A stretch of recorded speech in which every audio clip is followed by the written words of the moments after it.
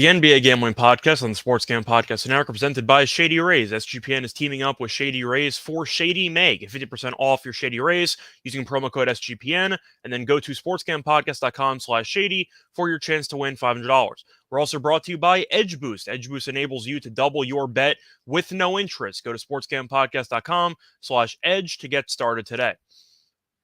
And welcome, everybody, to the NBA Gambling Podcast here for Tuesday, May 16th. I'm your host for the show, Scott Reichel, once again joined by my co-host, Delonte Smith. And together, we have games once again. We're going to be talking about Game 1 of the Western Conference Finals between the Lakers and the Nuggets, which will be taking place, obviously, on a Tuesday night. Delonte, how's it going with you? I know the last episode or so, we talked about an actual series preview. Yep. We got games again. How do you feel about it? Yeah, man, I'm ready for it. I'm locked in. I'm up to my neck in all this information, so I'm just ready for the series to get started so we can actually have data to look at and analyze. But yeah, man, I'm looking forward to both series. I think both series are going to be great. I know we previewed the Western Conference, and I know you guys previewed the Eastern Conference a few days back. But yeah, man, I'm ready for it to get started so we can dissect it and not go on preconceived notions. Yeah, and shout out to Terrell and Adam Rosenberg for joining me to break down the Eastern Conference. It was fun. I know the last time I saw you, we ended up really just destroying the Game 7 prediction. I know I swept everything that I had. I know that I'm pretty sure you did well as well. We liked the under. How can you take the under? Is it 200? Because it's going to go under. I mean, that's why we like the under, man. It wasn't easy, but it got there. I will ask you, though, I know I kind of previewed it or recapped it with Terrell and Adam yesterday, but any last Game 7 takeaways you want to mention, because you haven't been on the show since? I mean, not really. It's just I think you guys pretty much hit on everything. I didn't like the comments from Embiid, didn't like it from Harden. No responsibility from either of those guys, and you're the best player, so you got to dictate the tone. So I wasn't a fan of that. I mean, Tatum was unreal. That's just I mean, that's just the end of it. Now everyone's like, okay, are we going to give Mazzulla credit? But I mean, how much credit can you give him? He did make a couple of changes, but I mean, it's just staggering how people just go from like recency bias. It's just so weird to see people flip one game at a time. And I thought Terrell made a good point on yesterday's show where he basically congratulated the Celtics for winning the series as minus 600 favorites to win the series. So, yes, on one hand, they did advance. On the other hand, they made life significantly more difficult for themselves when they were clearly the favorites. And I think Doc Rivers was right for most of the series.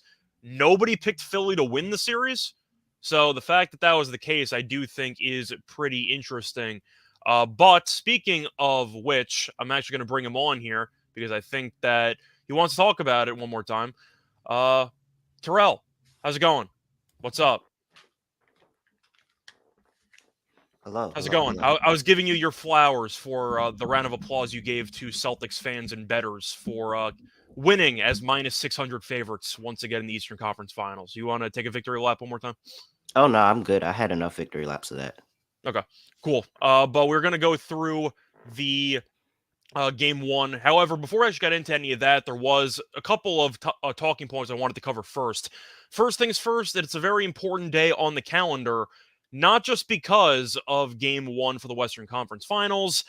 It's ping pong season. You have the Wembanyama sweepstakes taking place tonight, and of course, you can bet on who you think's going to potentially get him. There's no value on betting anybody unless you think you have inside information or you think it might be rigged.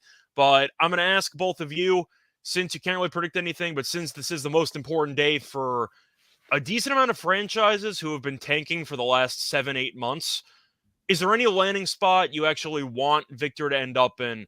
Is there one team you hope he goes to?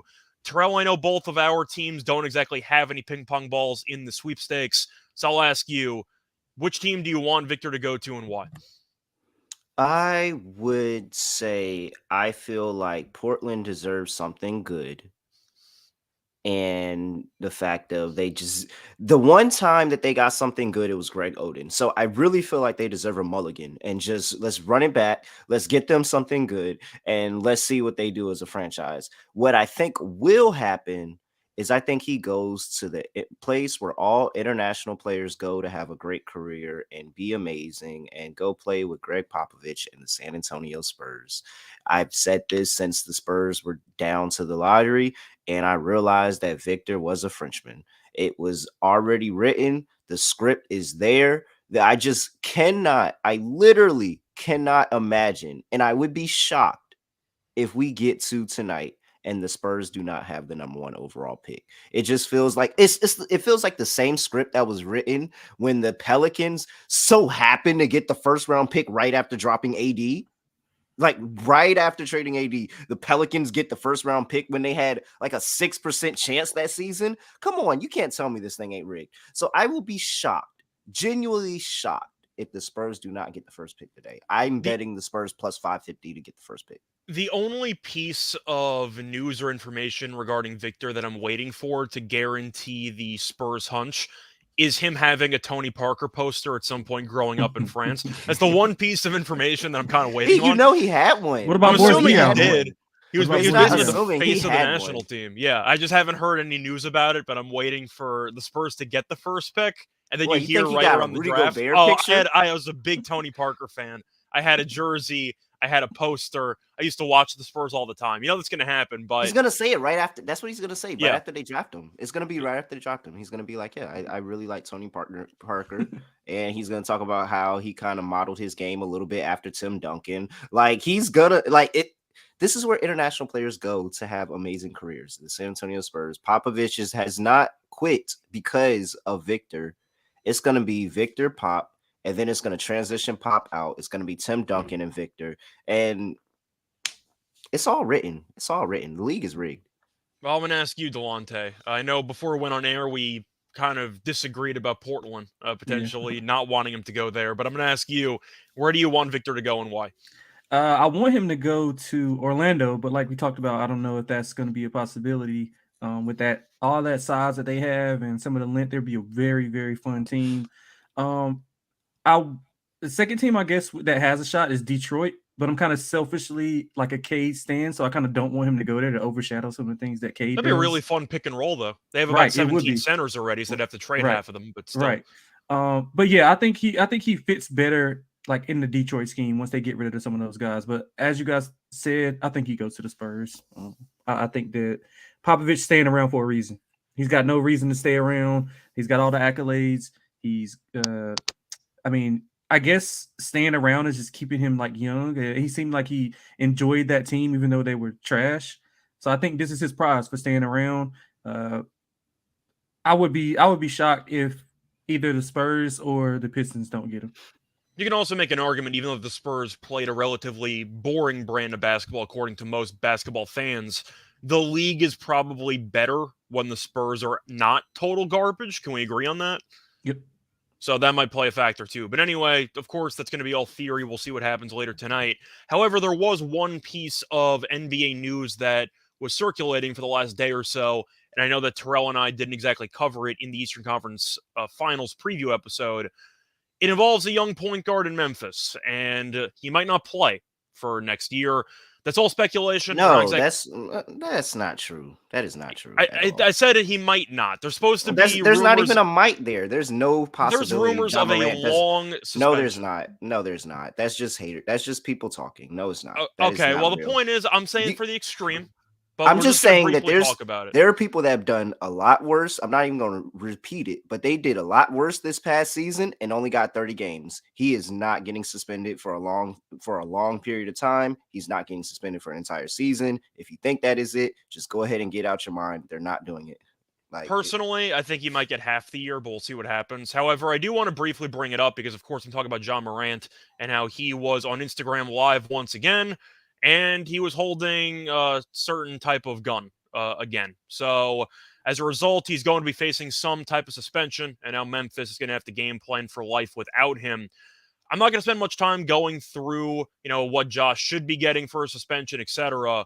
Instead, I'm going to pivot more to Memphis just to wonder what you guys think should be their plan for the upcoming season and how they plan on handling it in the future.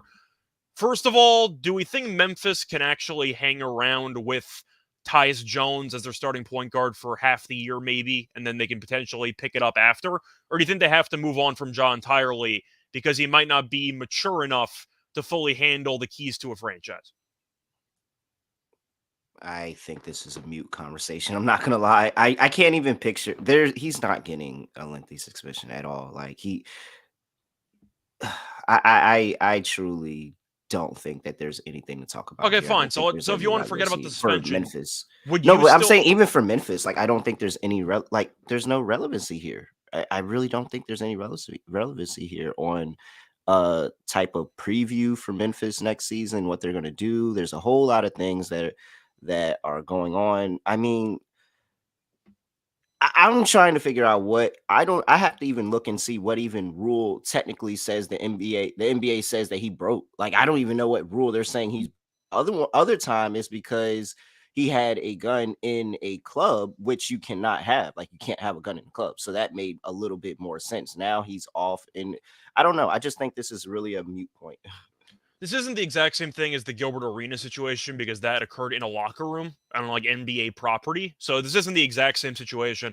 It was Ja's free time. So I actually am curious what law he officially broke according to the NBA, besides some unwritten code of don't promote like, gun stuff while you're one of the faces of the league. But the point is, I at least wanted to bring it up because that was one of the news points outside of the NBA playoffs and how it involves one of the young stars in the league, and we'll see what happens. But at least I wanted to bring it up. The counseling that they sent him to apparently didn't exactly do much. Delonte, you have any thoughts briefly? Yeah, I mean, it's gonna be interesting to see what they do. I mean, he's just got to be a little bit more responsible at the end of the day.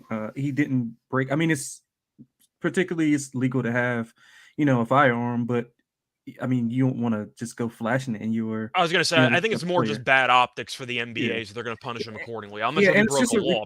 I mean, it's just but- a repeat of it's a repeat offense. So I don't know what they're gonna do. I just think as a person, as a role model to so many kids and different things, I mean, just gotta know what to do and when to do it at the end of the day. As far as the suspension, I mean, I'm not sure. I'm not sure how they're gonna do it or if they're gonna do it, but it'll be interesting to see how it folds. I know Shams was on like CNN talking about it. Like I don't think it's quite that big. I mean, he didn't murder anybody. I mean, let's just not take it out of context here. But Well, forget I about mean, the I murder. He get didn't the even point. use the gun. There Right. could have I been no mean, bullets in there. It's the fact that he just yeah, had it in his possession. That was kind of the yeah. I point. mean, I get people's outrage, but it's just like, I mean, some people are taking it a little bit too far. So, yeah. I mean, he just got to be better as a player, as a human being to some of these kids who look up to him. So, hey, I mean, I'm not sure what's going to happen.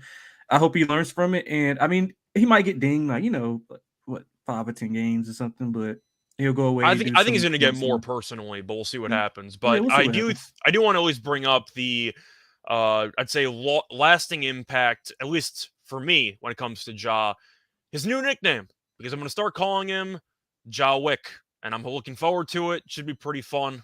So I am going to be calling him that from now on. But if you've seen the movie, then you know. But it's still, that's going to be the main impact that this story has for me. Just another nickname to give Ja.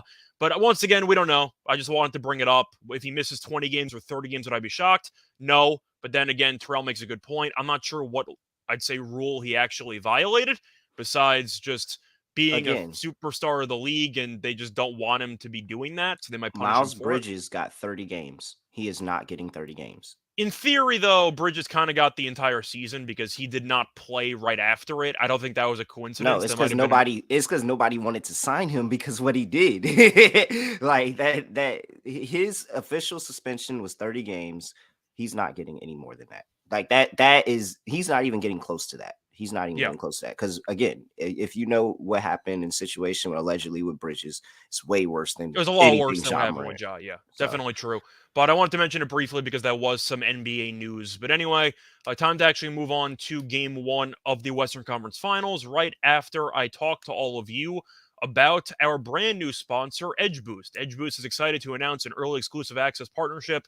SGPN is excited to announce an exclusive partnership with Edge Boost, the world's first bet now, pay later Visa card. Similar to buy now, pay later programs like Affirm and Afterpay, Edge Boost allows you to double your bet with no interest and pay back the advance over 4 equal and weekly installments. That's right, 0% interest. Simply deposit funds into your account and Edge Boost will match the deposit so you can use 2 times the funds on any legal sports betting site. Edge currently offers up to $2,500 in advances as you build a repayment history. My Edge Boost double down play of the day, personally, it's actually a baseball play. I like the Rockies team total over in their game against the Reds. But with the special offer, the first 500 SGPN users will start at a $1,000 advance limit, and the next 2,500 users will start at $500. Go to sportscampodcast.com/edge to sign up today. That's sportscampodcast.com/edge. Must be 21 or older to use. Only valid in legal gambling states. Problem gambling? Call 1-800-GAMBLER. Welcome back, everyone, to the NBA Gambling Podcast. Just finished briefly talking about the NBA Draft Lottery and what transpired with Ja over the last couple of days. Now it's time to actually get into the preview for the game, the lone game on the Tuesday schedule. If you like standalone basketball games, get comfortable because every day from now on is basically a standalone game. And we have game 1 of the Western Conference Finals between the Lakers and the Nuggets. Currently, the Lakers are road underdogs of roughly 6 points, and the over-under is around 222.5. I'm not sure who wants to go first out of the two of you to preview this game. First of all, just to go through the actual number. Does anybody think it's fascinating that the Celtics are around -$5 to win the series, and they're -8 in game 1? The Nuggets are roughly -160, so roughly a $4 difference in terms of series price, and the Nuggets are only laying 2 less points in game 1. Do either of you find that fascinating? You can go ahead, bro. You go ahead. Yeah, I don't really think it's like it's a little interesting. I think it just says that, the books are expecting the Nuggets to come out here and really put it on the Lakers.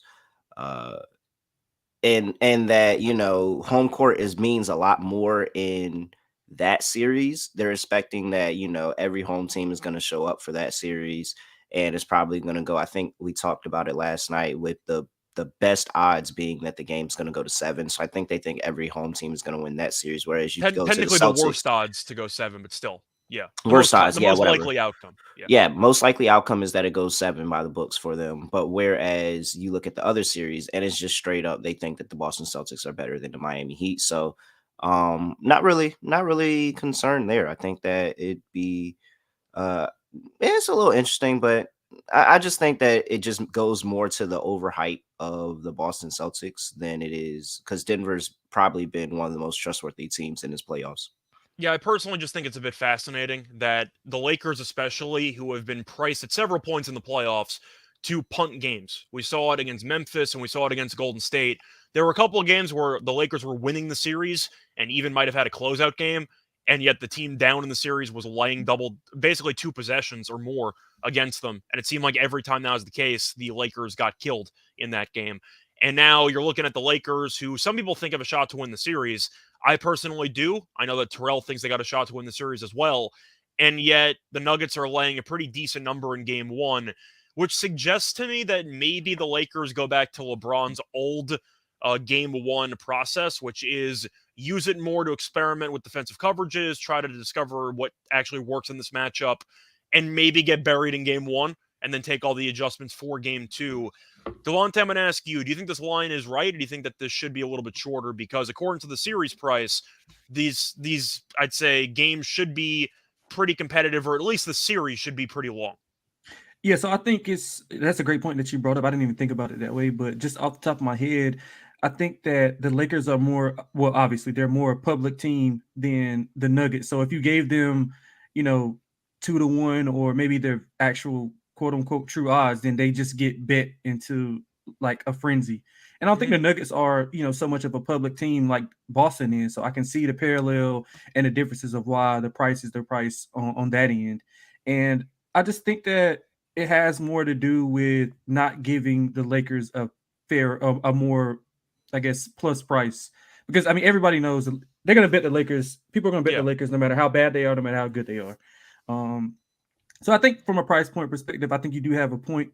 But I think it's just more of a public sharp kind of thing. If you were to make the Nuggets, a little plus money, or if it was more 115, 105-ish, I think the Sharps would bet Denver. And I think it's perfect price right now. I think we both talked about it Saturday or Sunday, whichever day that we recorded it. I thought it was a decent price. I Well, we wanted it to be disagreed. lower. So we think it's a good price because you had Denver in 6 and I had the Lakers in 6. So Right. we kind of clashed there. But yeah, I just thought it was fascinating. And yes, you mentioned that everyone bet the Lakers anyway because it's LeBron, and you're going to assume LeBron finds a way again because he makes the NBA Finals all the time.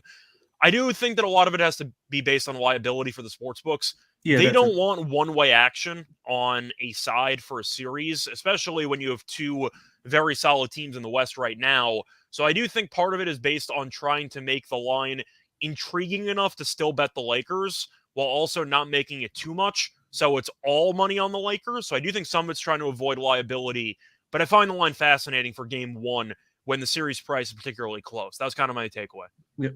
But to go through the actual spread, though, since we kind of just danced around it, now time to actually dive into it. What are we expecting for game one? Because LeBron, historically, not the greatest game one winner, but this year, the Lakers have kind of bucked that trend, and they've won game one on the road in both series against Memphis and against the Warriors. Terrell, I'm going to start with you. Do you think the spread is too large? Do you think that it's large for a reason? Where are you going for the side in this game? I think that is large, a little bit too big. And I mean, I get it though. Denver's been really, really good at home. Denver's the number 1 seed. Denver has looked great, but these two teams do not know each other as constructed now. I mean, the last time these two teams played was what was that? January 9th, pre-trade date. Look, I can't even talk. Pre-trade deadline. Yeah. Yes. You got to toss it out. Deadline. You got a different team. You got to toss it out. I mean, let's look at for shits and giggles. Let's look at what the rosters were and who played in the box score of this game. So you have for the Lakers, they started Max Christie, Thomas Bryant, and Dennis Schroeder. I'm not even gonna go back past there. Like that, those are 3 people that played in that game for them. You have Nyanji, Kankar, who are coming off the bench. For Christian Braun played 1 minute. Like, Bruce Brown was the only thing consistent for Denver off the bench. These are 2 different teams. They play differently. Denver's really, really picked up their defense in the course of these playoffs and looked a lot better on defense than they did majority of the season. So I think that this is a little bit of a closer game. I think this is going to be a fun one, and this is going to be a nail biter. I think Denver still probably ekes it out at home and wins the first game, just kind of a narrative get up spot, because last time you played this team, you were down 3-1 in the Western Conference Finals. And so I think that this is a perfect opportunity for Denver to win a close one, but I don't think LA is going away. Like, I think that LA is going to have a different level of defense that Denver hasn't seen in the playoffs yet. And it's going to rattle them for a little bit. So I kind of like the Lakers early, but I think Denver rallies and be able to pull off a win, but Lakers still cover. Yeah, it was a long time ago, the 4 regular season meetings, but just for reference here, which kind of goes back to the shortest odds being the Nuggets to win in 7 games. The home team won all 4 games, and the home team won comfortably because each of the 4 wins were by double digits in the regular season. Now, of course, the rosters are different, but based on what we've seen so far when these teams have gotten together, the home team has won relatively comfortably. But Delonte, I'm going to ask you, for this overall spread, do you think that it's too short, too long, or just right? I think it's probably just right. I mean, Denver's amazing at home. They are 6-0, winning by an average of 14.2 points per game. They're really burying teams. And if you add that to the Lakers' struggles on the road, I mean, they won the 2 games, by 5 and 16. But the other 4 games, 15, 27, 17, and 10. I know you brought that up earlier, and I think that plays a big factor here with Denver's ability to win at home. During the regular season, they were 31-4 when Joker played at home. So, I mean, I think they have the ability to be able to get some separation towards the end of the game. Maybe Ham, pulls the guys in. Maybe it's a blowout early and puts the bench guys in.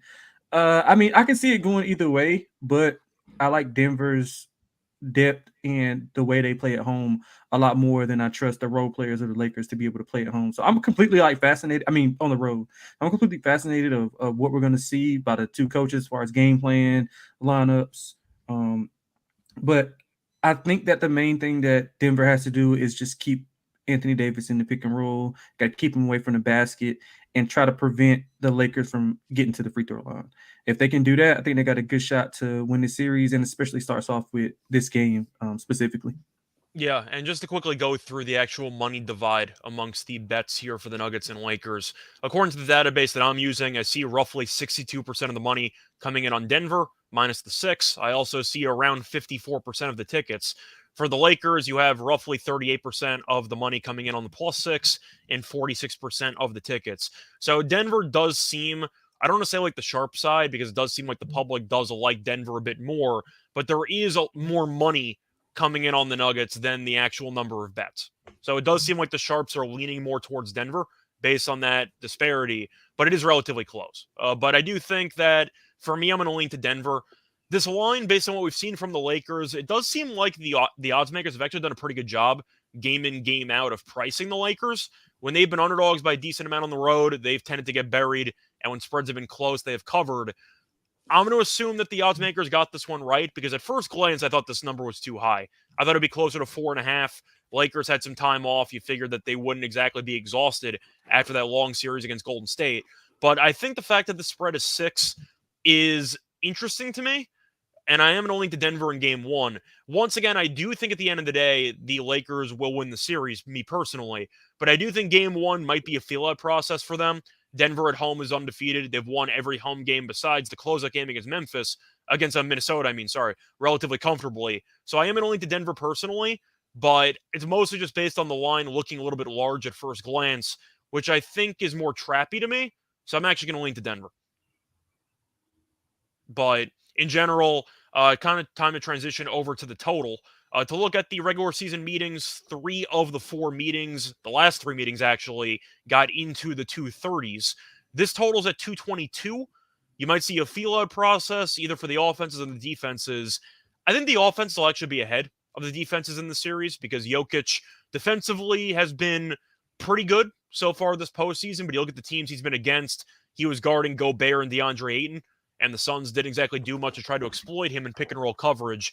We know the Lakers are going to spam pick and rolls against Jokic the entire series, and I do think that'll be a problem. And as for the Lakers, I'm not sure how they're going to defend Jokic. I'm assuming it's going to be Anthony Davis, but Jokic had good success against him in the regular season, and you want Davis there for his rim protection, and Jokic is going to take AD away from the basket. I'm on the over. I feel like that's my favorite play for this game. I don't really understand why this number is that low. Maybe one of you can explain it to me. Denver defensively, have they looked good in the postseason? They look fine. But once again, I do think they were against 2 inferior teams compared to the Lakers for their depth. I'm on the over. If you're asking me, do I see each team scoring at least 111 points in this game? I can see that. So I'm going to go with the over.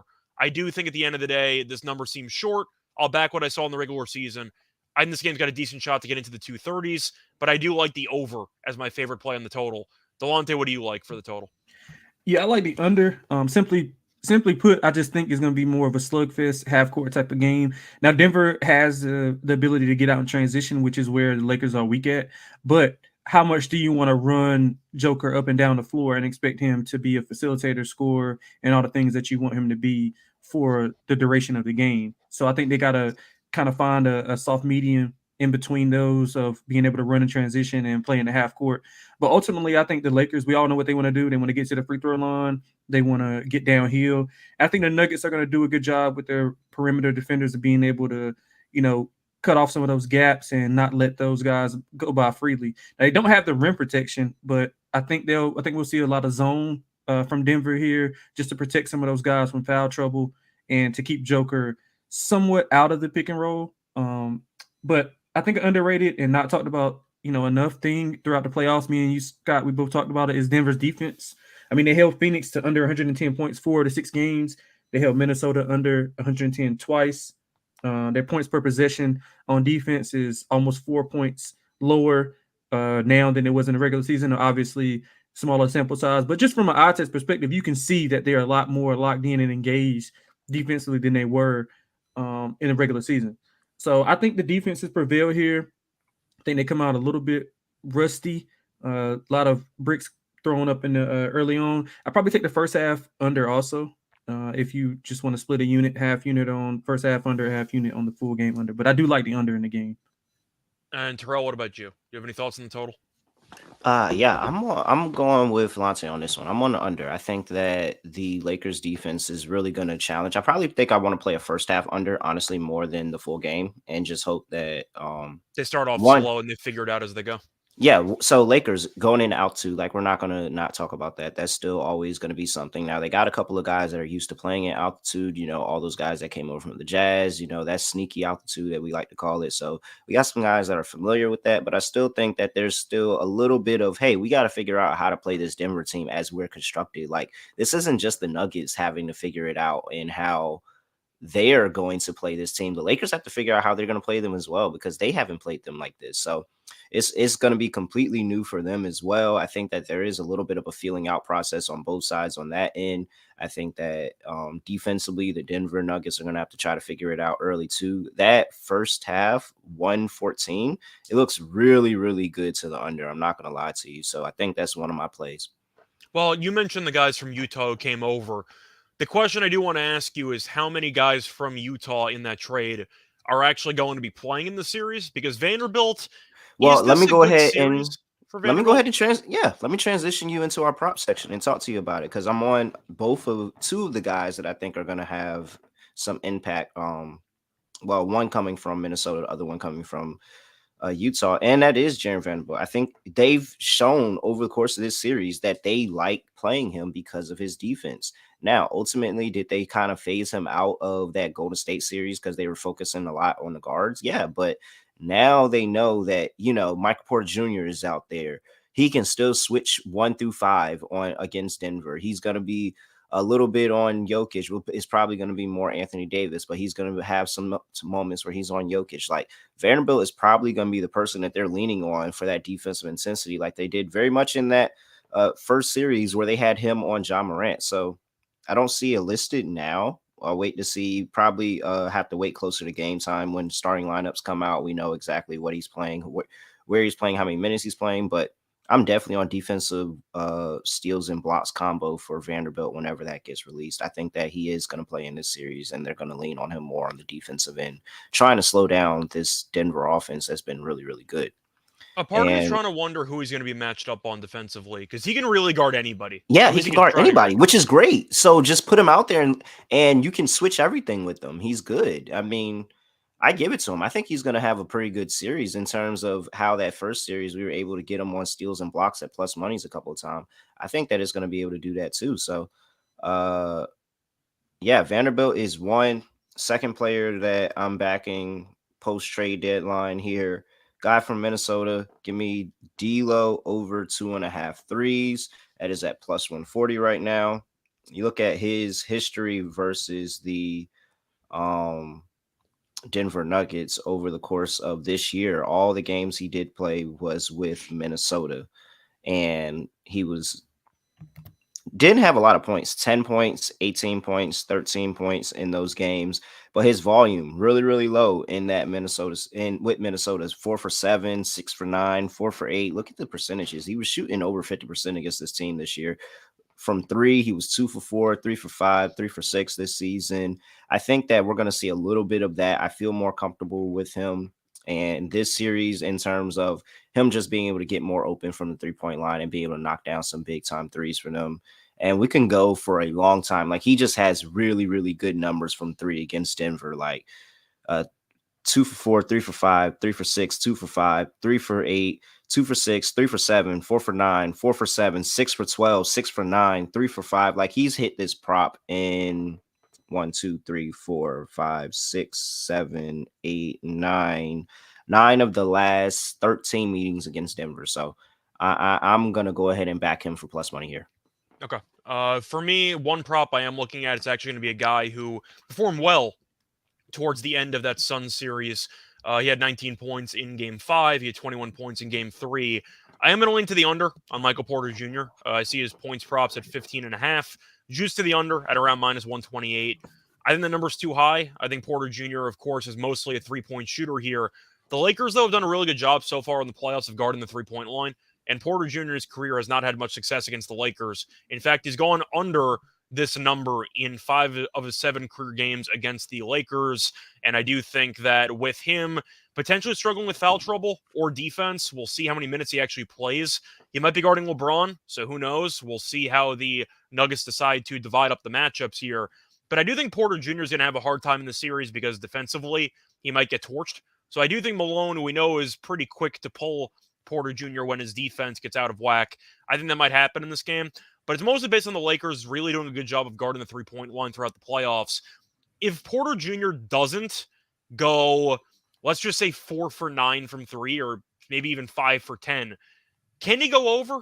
Like, I don't think so. I think most of his shots are going to be from the three-point line, obviously, in the series. 15.5 seems a little bit large to me for a guy that needs to hit 5 threes and then some, or maybe 4 3-pointers and a couple other baskets. I think I'm going to lean to Porter Jr. under. That number feels a little bit high. I know Delonte and I were on Porter Jr.'s unders to start that Phoenix series, and it worked out very well. But I do think that Porter Jr. once again doesn't have a great matchup for him in this spot because he's either going to be guarding LeBron or even for bench unit, he's guarding Hachimura, who can draw some fouls. I do think the Lakers, we keep talking about how they're going to try to get Jokic in pick and rolls. They might get Porter Jr. in some pick and rolls because he's not good at defense either. I'm on Porter Jr. unders. Delonte, I know that we both agreed with that for the Phoenix series. You agree in this game? No, that's actually one of my favorite bits of the day. Michael Porter Jr. over 14. So we just disagree on everything today. Right.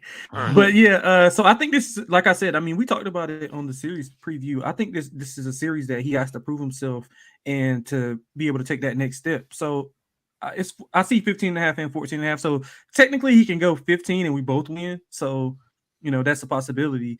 But he'll likely, like, if Vando's in the game, Michael Malone will probably put him on Vando just so he won't have to use as much energy defensively. And they'll probably go at him in certain pick and rolls. But the Lakers don't put Vanderbilt in a lot of pick and roll situations. So it'll be interesting to see how that works out. So, he's going to have a matchup advantage on the floor pretty much unless Rui comes in and plays, which I like Rui. I'll get to that later. But, like, he's going to have the size advantage throughout the whole series. I mean, he's had moments in the playoffs this year, but inconsistent as a whole. 12.8 points per game. The last series is, it's not going to get it done. He's shooting the ball still pretty good from deep, 38%. So like you said, Scott, if he hits a couple of those threes, that could open some things up for him to get to the lane. And we all know he's not lacking confidence. So I think he has to be able to play with a real aggression and be able to really lock in and give Joker and Murray some of those some time off and not let them have to do everything. So I like Michael Porter Jr. over 14.5 points. I think he has the ability to score 20 plus this game. Yeah, we're talking about some role players. I kind of want to go back to the main guy for Denver here with Jokic because his regular season numbers against the Lakers or his regular season numbers in general are so misleading in terms of points because he never really shot the ball enough in the regular season because he didn't need to. Then the playoffs came around. He said, fine, I guess I'll drop 40 points in a game if I have to. And then he drops a casual 50-piece. To read off his point totals against the Lakers this season, in the 4 games, he had 31, 13, and 9 in the first game, 23, 14, and 6 in the second game, 25, 11, and 8 in the third game, and 14, 11, and 16 in the last game on 5 of 5 shooting from the floor. I don't think he's going to attempt 5 shots again in this game. Is there anything I could take away from those regular season games? Because each of those meetings, Jokic shot the ball less than 18 times. I don't expect that to happen again in this game. But in theory, with the Lakers struggling a bit off-ball defensively and them struggling in transition, does that bode well for Jokic assists, or do you think he has a bigger scoring series in this matchup? Oh, you can go ahead, bro. I think he was waiting for you to go ahead. Oh yeah, I mean, I really don't know. Like, I don't know how. That's what I'm saying. It's really tough. I can't really take anything away from the regular season games because once again, the last meeting he has 16 assists, but he goes 5 for 5 from the floor. I don't know what we're going to expect from Jokic here. Yeah, I mean, I don't know how they're going to play him. Like, I don't know if they want to, because Anthony Davis, I think, will maybe guard him like later on in the game, like if it tightens up. But I don't think he'll be on him, throughout the duration of the game. I don't know what they're going to do. maybe they try to put some size on the floor and get Rui to guard him, or I really don't know. I'm fascinated to see how some of these things play out. And I mean, I don't think it matters I don't think it matters who they put on. I think Joker's gonna do whatever he thinks is best for them to win that specific game. I don't think he's going in with a mindset of, oh yeah, I got to score 30 or I got to get 15 assists and 15 rebounds. I think he just kind of lets the game come to him, and I think that's one of his better attributes. But as far as how they're going to play him is what I'm fascinated by, because let's say if they do play Anthony Davis on him for the duration, he's probably going to bring him out, and that's going to open up the lane for those other guys to get to the rim, because the Lakers don't have any rim protection outside of AD. So if they put somebody smaller on him, he'll probably be posting up more, which will likely cause more doubles. So he'll have the assists and he'll have more putback rebounds. So, I mean, it's kind of a coin flip of how he's going to do it. But all in all, I think that when the game tightens up, then it will be Anthony Davis. But I just don't think he'll be able to guard him and stay out of foul trouble for a full, 48. I think that's kind of the point I was trying to make, which is that Jokic, who is the main guy people want to bet on because he's the superstar of the league, definitely a top 3 player in the league, arguably the best player in the league. You can have that discussion. But his triple-double is plus 115, and yet I'm not sure if he's going to treat this game as I need to score 35 or if I can just give 15 assists. That's the point. That's how good he is. You don't know on a game-in, game-out basis. And Phoenix, you could tell the point total was going to be the move the entire series because they weren't sending a double the entire series, and Jokic was walking into 30-plus points every game. I am curious how the Lakers are going to defend Jokic, but for Game 1 purposes, I have a hard time of actually picking how I want to attack Jokic props because he can go for 30, he can get 15 assists. It kind of balances out in between. So I'm not really sure, but I do think it's kind of interesting because Jokic in the regular season was more passive because he could afford to be. And the Lakers we've seen against the Warriors, etc., had problems on occasion of staying with guys off ball because they would get a little bit too focused on trying to keep an eye on the ball handler, and they would let some guys cut back door, etc., or fall asleep on some actions. So I think I would probably lean to Jokic assists if I had to pick a spot for Jokic here. But if you went for a triple-double, would I be shocked? No. If you went for 35 points, would I be shocked? No, because he's arguably the best player in the entire league. So once again, it's a pretty tricky spot for Jokic. But do any of you have any thoughts on the actual star players for this game for props, or you're only interested in the role players? So Jokic, I feel like the only way I would play him is points, rebound, and assists. I'm not going to play the game of is he going to start doing more assists or is he going to be trying to score the ball here. I would just play his points, rebound, and assist over and just cover my bases there, because I do agree with you and what you guys were saying of, I think that there is either the Lakers decide, all right, Jokic, you can get whatever you want, because we've seen in the past that your teams have not done as well when you are the sole facilitator of scoring and you are the sole reason of scoring. I'm perfectly fine of locking down everybody else, not allowing you to get everybody else going, and we'll see if you can score 100 points and beat us. Whereas he can have that game, like, Lonte said, of maybe they do go a little bit smaller on him to avoid AD going on him. AD does dock a lot of center smoke. Like, we will not allow him to get away from that. He ducks a lot of center smoke. So very well could be go a little smaller, double team. He gets everybody else going. He gets it a lot more of assists. I think the points, rebound, and assists, because I know he's going to stack up rebounds. He's going to have a good rebounding series just on the defensive rebounding. And so I think that that's one way. For LeBron and AD, I'm outside of AD getting his own head, it's really LeBron for me. I don't know who's stopping LeBron. Like, I don't know who's stopping LeBron. When LeBron wants to get a full head of steam and go to the basket and get a bucket, I really, really have no idea who's going to stop him from doing that. I think that that's going to increase his turnovers for sure, because, he does get sometimes a little overzealous, careless of the basketball. He looks at turnovers. That's the first stat he looks at the game, every single game. He cares about it, but it just doesn't work out for him that way. So I think he's going to have a lot of turnovers because he's going to be so aggressive. But honestly, like, with a chance to go to the finals, I think this level of LeBron scoring that we're about to see is going to be, like taking a time machine back a couple of years for him. I think he's really, really going to dominate scoring in this series. And I wouldn't be surprised if he led this series in scoring. Yeah, I think that one thing or reason why I was leaning to the Lakers to win the series was the fact that LeBron, one aspect of the postseason that not enough people are talking about, has been LeBron's ability to pace his energy and to pick his spots. And I do wonder, from what we saw in game six, LeBron looked like he was still a top five player in the league. Just looking at game six against the Warriors, they couldn't do anything. LeBron Mhm. looked like it was a vintage game from like 2017, and nobody stood a chance, especially with Wiggins, who had a broken rib. I do wonder if LeBron has been pacing himself this whole time, that he's going to just unleash all the energy into beating Denver and potentially have a masterclass for an overall series. And maybe he averages like 35 in the series and we'll go from there. I don't think Aaron Gordon can guard him, but I think Aaron Gordon's going to do his best to force LeBron to hit some jump shots and to try to clog the lane. Am I leaning to LeBron threes then? Because I've been roasting LeBron for taking too many threes this entire postseason. It's interesting.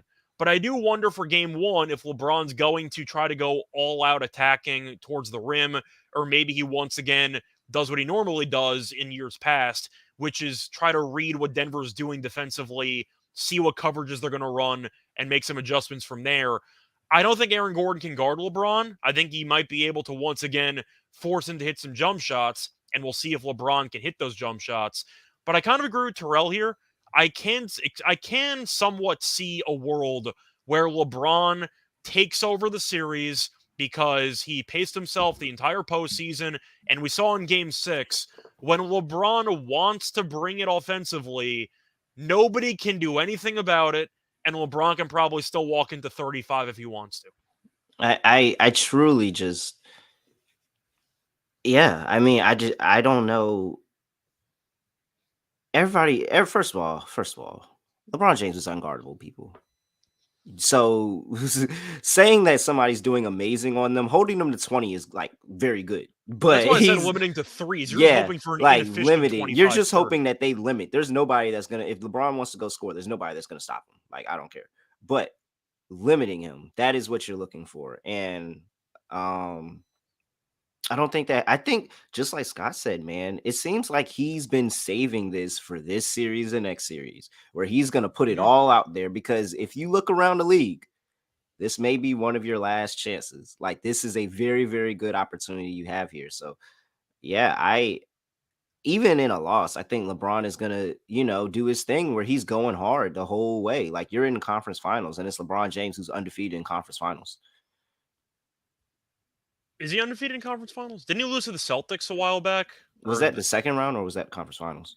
I thought that was conference finals when there were rumors that LeBron quit on the game, and that was Game 6 against. I mean, that was at this point like 15 plus years ago. Yeah, like a It's been a really, really while. long time ago. But It's for a it's been a while, while, for the but most part, he's very, very good in conference finals. If he's yeah. lost, he lost one. Well, you might be right though. LeBron might try to set the tone early. Maybe the Lakers steal game one, and LeBron says, "All right, if we're going to win this game, I need to drop 30. So let's go." He might set the tone. We'll see. He also might be passive. So it's really tough once again to assume what's going to happen in this game because there are a couple of directions it could take. I feel better about LeBron points for game two. Or maybe if they lose game one, I'll be all over LeBron props for game two because they cannot afford to go down 2-0. So maybe that's how I'll look at it. But it wouldn't shock me once again if LeBron has a good game in game one. But I do want to ask both of you one more time before we officially wrap up the player prop section. Anything else you want to talk about for the player props or for the side, or should we move on? I'm good. All right. Delonte, what about you? Anything else you want to talk Yeah, about? I don't see. I'll be on Rui. I don't see any of his props yet, but I think he'll be on the floor a lot more, being able to defend Michael Porter Jr. and to give him some length and size on the interior. So when his points and rebounds prop comes out, I'll be on him because I think he'll see a lot more minutes. Yeah, I was looking in for the Rui series. too. I think it's a good Rui series because Mhm. the Nuggets bench unit doesn't exactly have many guys that can guard him based on Right. size. He's kind of a tweener, Rui, so I do think it's a bit of a tough matchup there for Denver. So we'll see what happens, but I didn't see any props on him either. But I don't have anything either, so we're going to move on to the actual lock and dog picks. But before I get into any of that, going to have another quick word from our sponsor.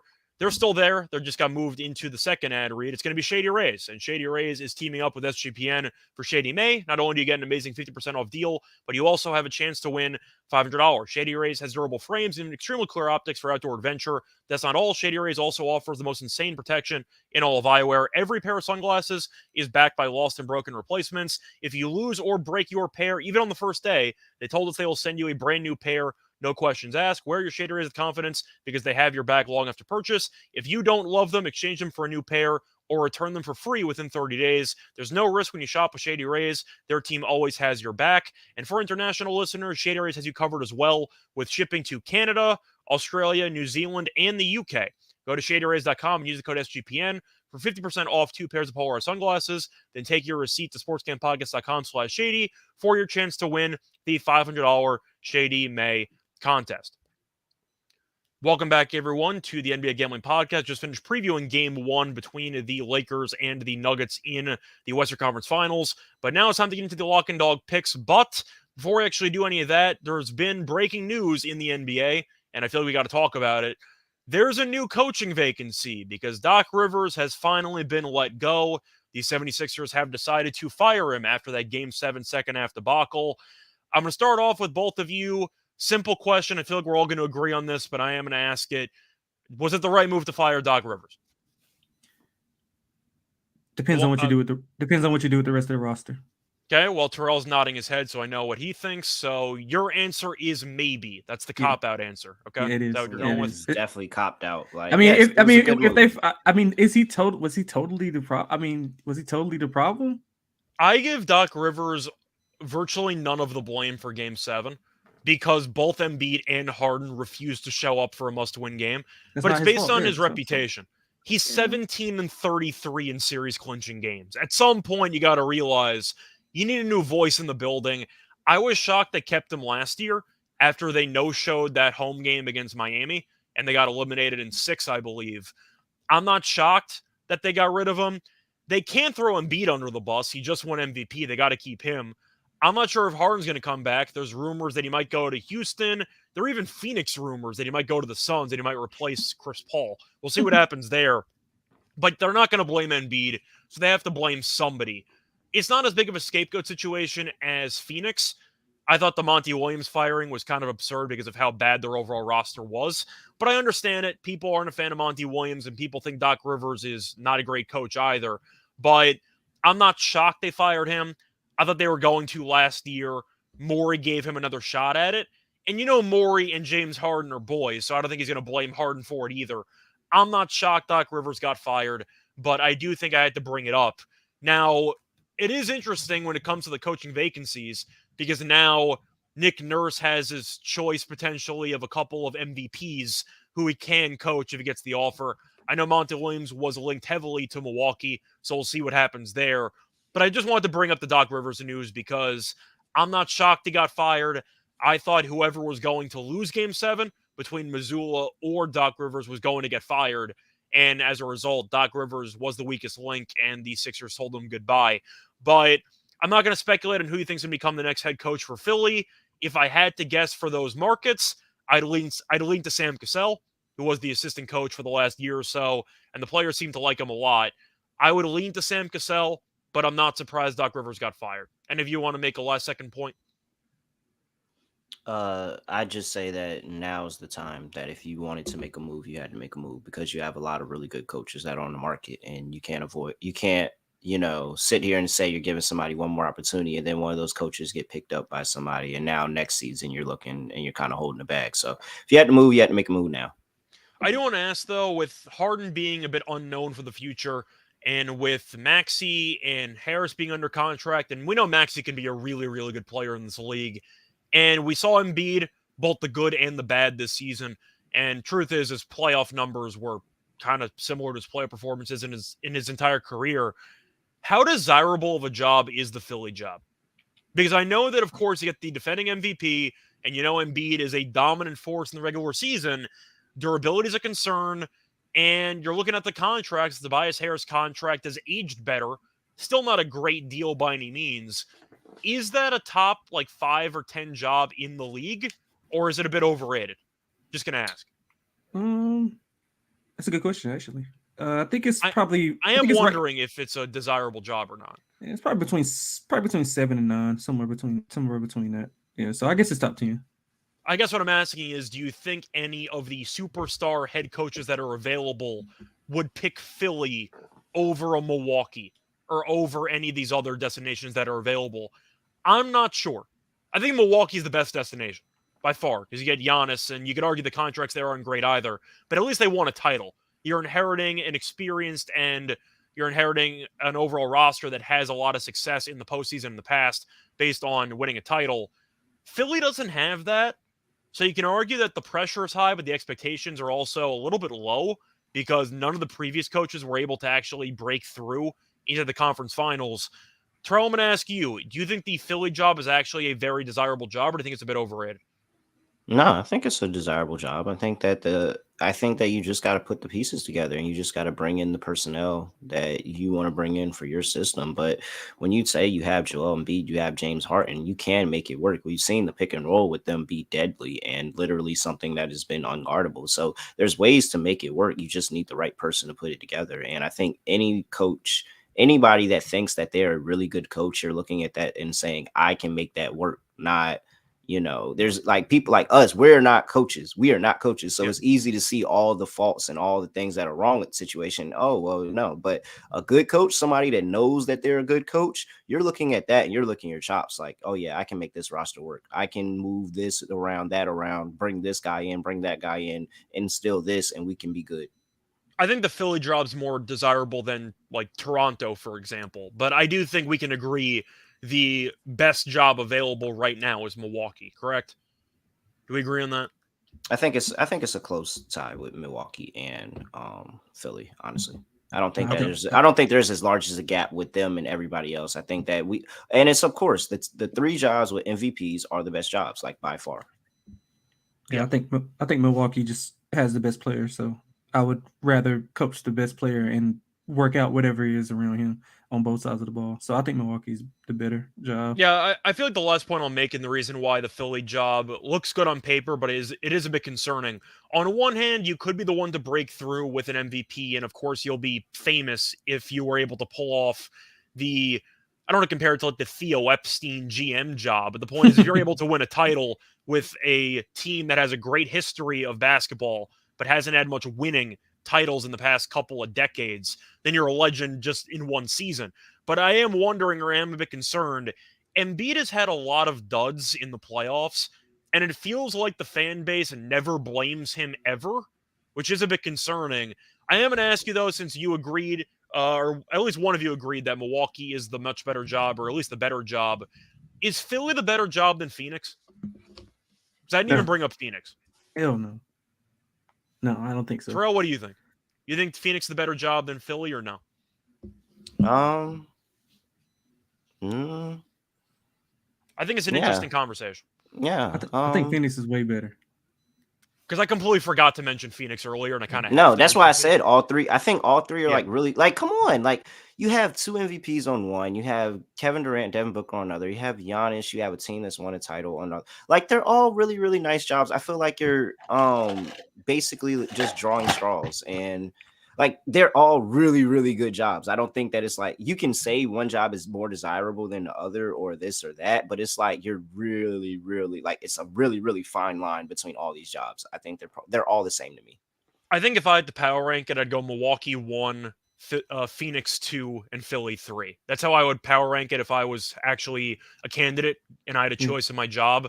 That would be the order I'd go with. But wanted to bring it up. I'm not sure Doc Rivers is going to coach again in the NBA. I don't know if people are ready to have the conversation or not. I'm assuming he will. I could really see him in Detroit. I could just Uh, see him trying to inherit a young team, trying to be a floor raiser, which is what I think Doc Rivers is. I think he's a low ceiling, high floor guy. And he's done well with teams in the past with low expectations, with, for example, the Clippers before they got, Kawhi or they got any of the superstars there. Orlando back in the day when he made them relevant. I do think at the end of the day, Doc could end up in a situation where he's a coach for a relatively bad team and he's there for player growth. I'd be shocked if any title contending team would give him a chance to coach once again. I'd be Yeah. shocked He'll personally. probably Bill Simmons will probably hire him, and he could do podcasts with Austin Rivers. So Bill Simmons and Doc Rivers actually hate each other, historically speaking, so I doubt he would actually hire him because Doc Rivers was the coach of the Celtics and Bill Simmons roasted him for years. I cannot see Doc Rivers ever working for the Ringer, but that's because they have a personal hatred. And I don't know if you follow SB Nation, they actually did a beef history between no, Doc I didn't. Rivers and Bill Simmons. So I This don't is see that Simmons. happening.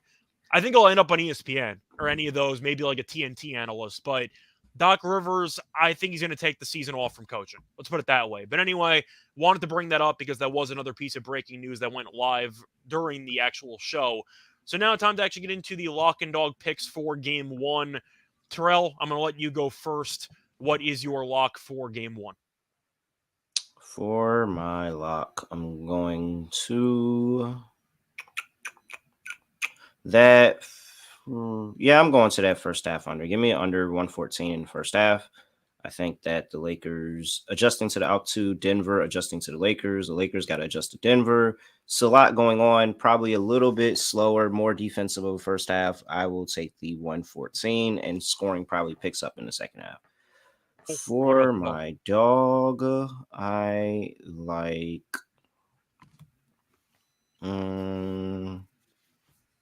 how do I want to play this? Endless possibilities. Yeah, very much so. Very much so. All right.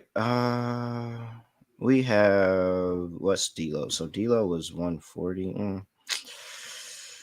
Let's go with LeBron James. I'm gonna just trust LeBron and just say that LeBron gets going. He understands this is a start the tone in the series very, very well, especially not having home court. Maybe they can steal game one. Either way, even if this does start to pull away from Denver, I don't think Bron just sits and gives up. I think that this is one of the more stat padding Bron series that we see because it is the conference finals. Give me LeBron 30 plus points plus 250. Okay. So I know that Terrell, you got to head out. So thanks for the plays. And let people know where they can find you quickly before you leave. At really real __. You already know. Yep, sounds good. So I'll see you around, Terrell. For my lock and dog, a lot of choices here. I think for my actual play, I am going to go to a rebounding prop. Question is, who do I want to go with? Because I do think that I think AD and Jokic are going to take each other away from the basket a little bit. So I do think it's a pretty good spot to actually take some supporting cast guys to get some rebounds. Even though I roasted him potentially for points, I do like the rebounds for Michael Porter Jr. in this matchup. I really do. He had 8+ rebounds in 3 of the last 4 games against Phoenix. And to look at his numbers against the Lakers rebounding wise, Porter Jr.'s actually been pretty good. The last 3 games, 7 rebounds, 9 rebounds, 6 rebounds. In the last 2 games, he played less than 29 minutes, and he wasn't even in foul trouble. So I do think Porter Jr. could do a good job getting rebounds if Jokic gets taken away from the basket. I think the Lakers are going to spam and pick and roll. So I do think you're going to end up seeing a lot of opportunities for Gordon and for Porter Jr. to get some rebounds. My lock, though, will be Porter Jr. over 5.5 rebounds at minus 132. The number feels a little bit low, so I'm going to go with that. And for my dog, you know what? I'm going to go with a really random prop, which I don't really have stats to back it up, but I think it's kind of funny. I'm going to go with both teams to score in the first minute of the game. No, at plus 138. I'm going to go with the Ultra Lightning Degen bet. That I'm going to take both teams to not bet. score in the first minute at plus 138. Both teams are going to want to run, but on a jump ball, I expect to see a pretty ugly first couple minutes. I know that you and Terrell were leading to the first half under for the game, expecting a bit of a rock fight, a feeling out process. I'm going to have some fun with this one. Once again, it's a complete crapshoot because it's game one, so I think it is a crapshoot. Give me both teams to not score in the first minute at plus 138. It might only be 2 possessions, so you might only have to sweat it out for whatever, but give me a brick and maybe a good defensive showing as teams feel each other out. You might see a very ugly first half, but I'm going to have some fun. So give me both teams to not score in the first minute at plus 138 as my hashtag DGens only dog for the show. What about you, Delonte? What do you like? Yeah, for the lock, I'm going back to my guy Michael Porter Jr. with his points over 14.5. Said it from the beginning. I think it's going to be a big series for him. I do like his rebounds also. I was looking at his double-double is around 7-1 also. So if you like that, if you want to tell me and Scott, technically you can profit off of both of those. The 7-1. I think he'll have to rebound more with Anthony Davis being in the interior. So he'll have to help out Joker. And like I said, the Lakers don't have a lot of size. So I think he'll be able to get some easy putbacks and crash the board. So I like the double-double at 7-1 and also the his points as a lock for the points is the lock. I'm just honorable mention, I guess, is the double-double. But as for the dog, I'm going with LeBron triple-double. You and Terrell both talked about his scoring ability and how he how he's going to be able to pretty much score at will. It was really the game 6. He showed off that gear that he still has it if he needs it. Yeah, and I mean, I'm not as high on LeBron's like scoring ability. I don't think he's quite that. I don't think he's quite that player anymore. I was going to say, even with that dominant performance, he still had 9 points and 9 rebounds. He did everything in that game. Yeah, so in game 1 since in game 1s as a Laker, I think he has he's averaged 19.4 rebounds and assists combined. So I think he'll have chances to be able to get a triple-double. It's 20-1 at DraftKings, 17-1 at FanDuel. You might be able to same game parlay it for a better price. Who knows? Yeah, maybe, but I'll just go for the sake of having the odds right now. I'll go 20-1 on DraftKings right now for LeBron triple-double. Yep. All right, cool. That's going to wrap it up for this episode. Once again, shout out to Terrell for stopping by. I know he had to leave early, but still shout out to him. Besides that, though, Delonte, let people know where they can find you. Yeah, I'm on Twitter at XX_LonteXX. Got a few articles coming out this week, so be on the lookout for that. Cool. Sounds good. You can find me on Twitter, Right Show Radio. Doing a bunch of podcasts. I should be having a couple of tennis podcasts throughout the rest of the week. So stay tuned for that. Might be having a daily tennis episode for like 4 straight days. So keep an eye out for it. Besides that, I do know for breaking news purposes, Terrell and I will be resuming the WNBA show, which will be starting up, I believe, on Wednesday once again. If you didn't know and you want more basketball, by the way, WNBA is starting this weekend. So get excited. You can still bet on a brand new season. And yes, the money still spends the same. Nobody judges. Once again, this is D-Gen's only, let it ride. So you can bet on any sport you want, including women's basketball. I know that Terrell and I made a lot of money last year betting on women's basketball. But other than that, though, enjoy the game. I'm pretty sure Munaf is going to be back tomorrow, I think. Or is it Thursday? I'm trying to remember when he's I think he said Thursday. So tomorrow's overall schedule should be, just quickly trying to see if I could find it. I can't find it, so never mind. Some of us are going to be here tomorrow. I think it's you. I think it's you and Terrell. I'm assuming it would be because that's usually what the Wednesday schedule is. But other than that, though, we'll be back once again tomorrow to go through the Eastern Conference Finals Game 1 between the Celtics and the Heat. But once again, until next time, good luck to all of you and all of your bets. Bye, everyone.